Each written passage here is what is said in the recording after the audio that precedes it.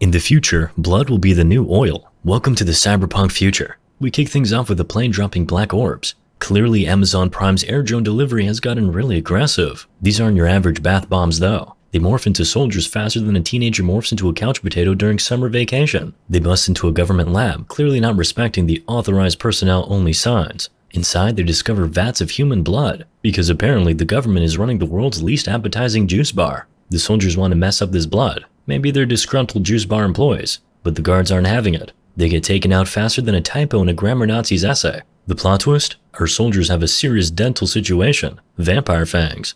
Plot twist here? They're hemophages. Mutants with a lethal sickness. I mean, talk about a bad day. You become a vampire and you're infected with a deadly sickness.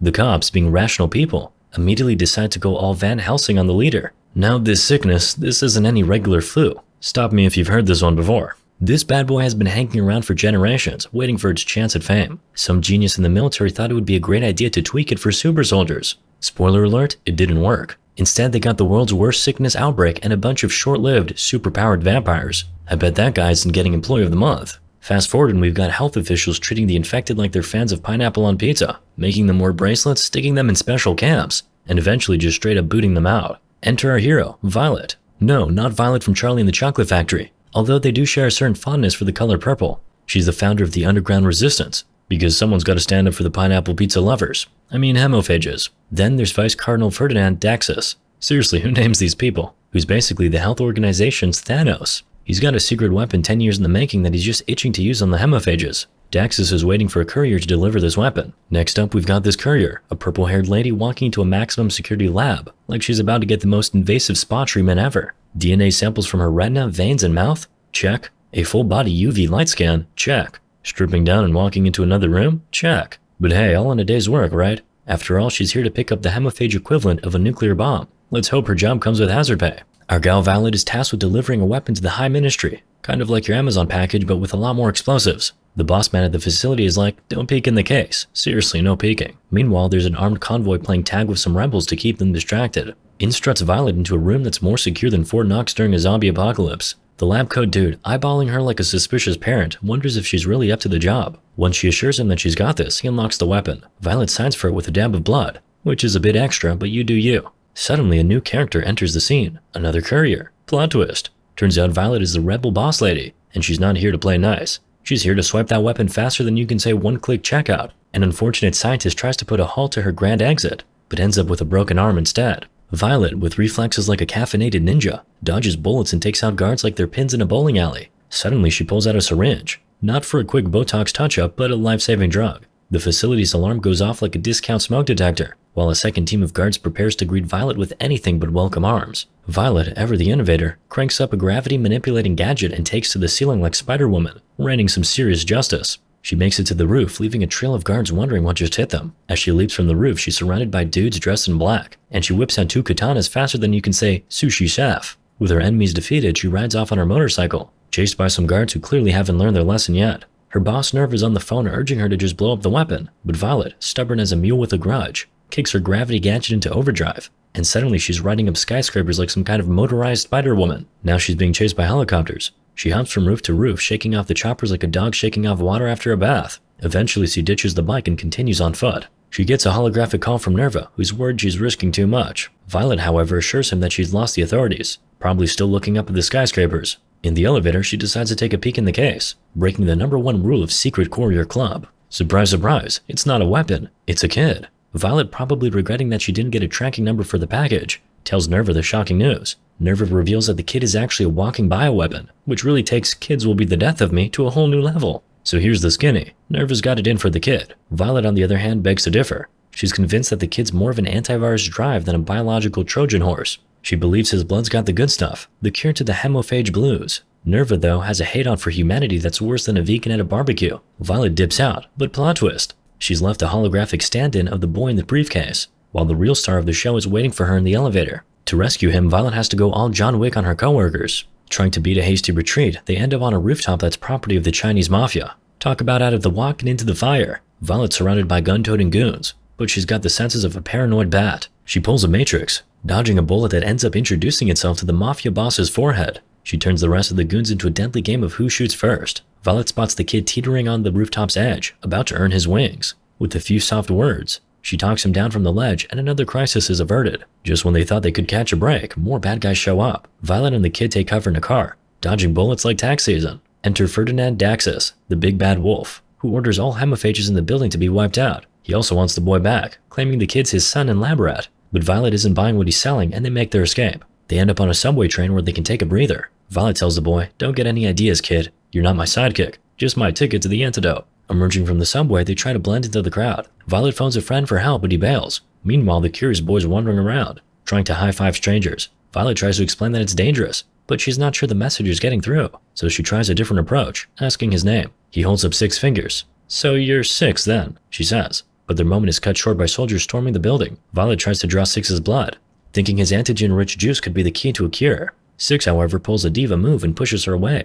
threatening to scream. Violet, caught off guard, takes him to a safer place. She breaks down the situation for him. There's a full-on war between humans and hemiphages. Daxus, the head honcho of the baddies, injected 6 with the biological equivalent of a nuke to wipe out the hemiphages. But 6 might also be their magic 8-ball to predict and prevent their doom. So 6, congrats, you're now the most valuable pint-sized piece of humanity on the planet. So the dynamic duo rolls up unannounced at Garth's hideout. And surprise, surprise, he's a scientist who's all about hemiphages. Talk about being niche. Violet works her charm and he agrees to poke around inside the kid. But there's a catch. The results will take a few hours. Time for a snack, maybe? In the meantime, mercenaries led by Daxus go all party crashers on the hemiphages HQ. The rebels manage to corner the deputy cardinal, but soon they're the ones who are trapped. Only Nerva survives when the villain goes full-on ninja, wiping out the hemiphages at lightning speed. Later, Violet and the boy have a heart-to-heart while watching people launch rockets. Talk about your explosive bonding experiences, am I right? Violet spills the beans on her fave swinging spot along a dusty road, but as a mutant, she's got 0 human bliss points left. The boy, being the empathetic little dude he is, assumes Violet's sickness is slowly killing her. How's that for a mood killer? Garth eventually injects Violet with a pick-me-up and hands her a notebook filled with the boy's scientific doodles. Plot twist, there are no antigens in the kid's body, and the medicine Daxus gave him is radioactive. Yep, the poor boy's basically a ticking time bomb with only about 8 hours left. Yikes. Violet takes the boy to a crowded store, realizing he can't help her goals. She pulls a fast one by giving him a beacon, so the guards track him down while she makes a sneaky exit. But then she's hit by a major guilt trip and decides to go back for him. In the market, shots are fired, and Violet finds out that the boy had put the beacon on another kid who got caught in the crossfire. Cue Violet's "I've made a huge mistake" face. Reuniting with the boy on a stairwell, they're interrupted by rebel leader Nerva, who kidnaps the kid. Violet gives chase but has to kick some hemiphage butt on the way. Finally, Violet reaches the tower where Nerva and the remaining hemiphages are having a cliffhanger party with the boy as the guest of honor. Nerva spills the beans. The antigens are actually harmful to humans, not hemiphages. Violet's confused about why humans would want to destroy their own kind, but Nerva's just rolling in dough from his deal with Daxus to exterminate humanity. Violet's priorities have shifted, and now she's all about saving the boy.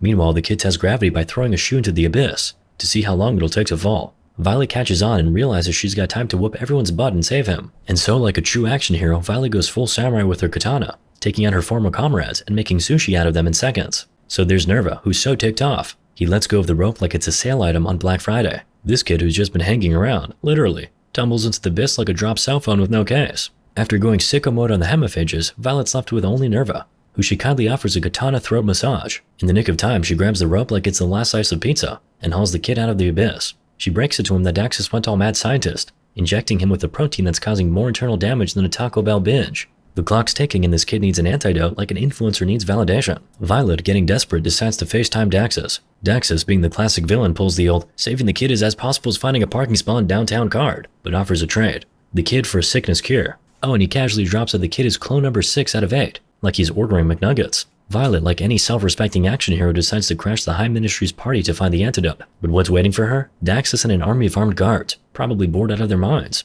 Daxus tries to gaslight her that the antidote's as real as a unicorn, but Violet knows better.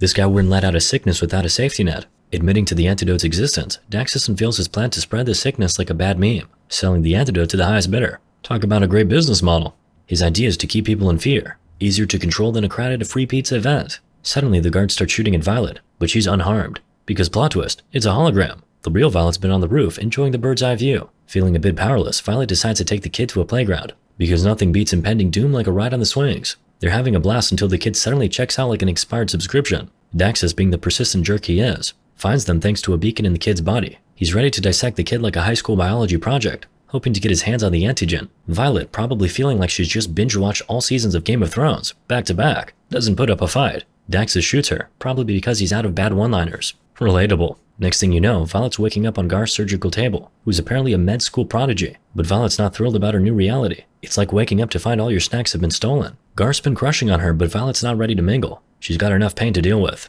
Later, Violet sees a news report from the playground and has a light bulb moment. Guess it's time for round 2. So our gal Violet spills the beans to Garth, her lab-coated sidekick, that the mini-me they thought had kicked the bucket is actually still kicking. V's got her heart set on a daring rescue mission to snatch him back from Daxus's no-chill, chill-out pad. Garth's gobsmacked, wondering how this pint-sized prodigy survived, and tries to talk her out of this ridiculous plan. Garth lets Violet in on the juicy secret. Those doodles the kid's been scribbling, they're actually the recipe for the cure to hemophagia. Plot twist, right? Daxus probably cooked it up eons ago, and the kiddo just happened to remember the formula. That's like remembering the lyrics to Bohemian Rhapsody after hearing it just once. Violet, being the softie she is, gives Garth's cheek a comforting pat, promising she won't ditch him like a bad blind date. Then she swaggers into Villain Central, ready for a round of fisticuffs with Daxus's goon squad. Once she's played whack-a-mole with them, she goes all emo and cuts her palms, turning her fresh from the laundry white robes into a scene straight out of a Tarantino flick. The building's alarm system goes haywire, and hundreds of guards barrel out to confront her. But Violet? She's like an over-caffeinated ninja, disposing of them with the grace of a ballet dancer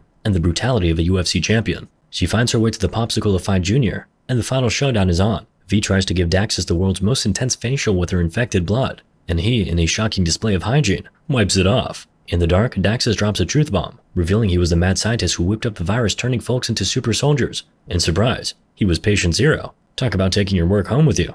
After some back and forth, V lights up her blade like a birthday candle, allowing her to play a deadly game of Marco Polo with Daxus. After a few "oh no you didn't" moments, Violet pops up behind him and delivers a decisive shot, turning Daxus into a human firecracker. Then she scoops up the Cryo Kid. When she had her waterworks moment on the playground, her tears gave the tyke the power to survive. Good news, his cure is going to turn the sick folks back to normal. So all's well that ends well, sort of. I mean, a lot of people died. Moral of the story? I'm just glad it's over.